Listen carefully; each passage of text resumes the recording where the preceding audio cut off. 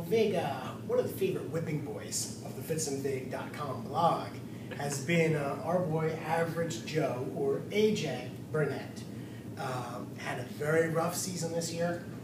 Really, really rough. I mean, coming off a bad second half of last year, decides to have a bad full year this year. He's midway through his big contract, which I believe is 5 years. But he did have a couple of redeeming starts at the end of the year. One against the Red Sox, where he helped their epic collapse, helped finish them off. And then another one in the playoffs where he kept us alive in Game 4 so we could fight for Game 5. It was 2 solid starts to finish off the year. So I'm going to throw it to you here. Does that earn you AJ's respect, and does it earn him a guaranteed rotation spot in the rotation next year too? If Fitz and Vig were the GMs, would AJ Burnett be in our rotation next year? Probably not. Probably not. Is he going to be in our rotation next season in 2012? I think we just posted that he will be. Okay. From our perspective, our opinions are that he will be. Does AJ have? Has he earned the opportunity or earned any respect in my eyes because his last 2 starts were very solid? In 2011, he beat the Red Sox. Right. That was big because Red Sox were teetering, and every loss to the Red Sox was Huge. huge. It was a big deal. I don't think he's going to have a bounce back year. I think he regressed from the perspective of using his 3rd pitch this year. So for me, he went into the season talking big about changeup. Right. He used the changeup a little bit in the beginning. He was up to like 15 to 20% changeups. Russell Martin called changeup a lot. The sound bites were, I'm just going to throw what Russ tells me to throw, and he was doing that. He had another strong April, as always. Of course. And then just totally regressed, had 2 good starts at the end of the season. To me, unless you're Randy Johnson, like in other words, all-time Hall of Famer, not just Hall of Famer, but all-star amongst Hall of Famers. Okay. You're not going to get by as a starter with 2 pitches. AJ has the devastating hook. He's got, at this point, probably slightly above average fastball. It moves, but it's 92 to 94 at his best. When he's got the ability to locate the hook for a called strike, like the get-me-over curve, as well as the one, the dirt, the devastator, that's excellent. You can call that 3 pitches. But unless AJ comes up with a consistent changeup, which I don't think he will be coming up with, then no, I don't think he's earned my respect as far as 2012 rotation. I'm going to say something that a lot of people probably won't believe. I'm going to say yes. I'm going to say yes, AJ earned my respect back. He earned to where I want to see him in the rotation next year. I want to see what he's going to do for us in 2012 for this reason. We know he's a head case. I mean, that's clear as day. When he was struggling in the second half of the season, he changed his hairstyle, cut some of it off, didn't pitch well, cut some more of it off, didn't pitch well, went to the shaved head. So I think what AJ right now is feeling as we stand here in mid-October is I kicked ass in the very end of last year.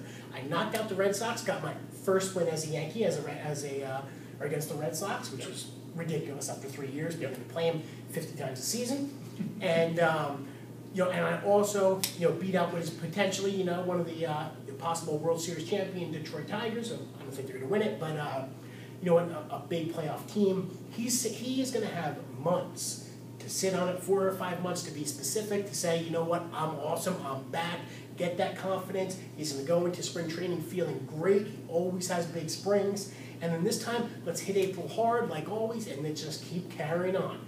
So yeah, I want to see what AJ can give for us next year. So a couple things. First, even in his playoff win, Game 4 win, he barely survived the first inning. Yes, there's some things to be said about that. Yes, it was a bases loaded hit bases loaded situation where Granderson had to catch the ball while running away, reaching his hand over his head. However, some people could say that Granderson misplayed that ball from the get-go. Took 2 steps in. If he played a little smarter and just ran straight backwards, you know what? That's a like this catch. So maybe that wasn't as scary as it was. He probably had some nerves going, knowing how important the start was. Gave up those 3 walks. But it was bases loaded and gave up a rocket. Whether Granderson took the right jump or not, which he clearly didn't. Granderson really, that's a trend also. He doesn't have a good. He doesn't get good jumps on the ball right out. That's one. The second thing, though, is that what we've seen from AJ Burnett is the non-ability to come up with a third pitch as an older pitcher. Yeah. So he came up as a youngster with Florida, throwing 97. Mm-hmm. Had that same nice hook. Big hook. Now he's down to 92 to 94. Probably lives around 92ish. 92. I would say closer to 92.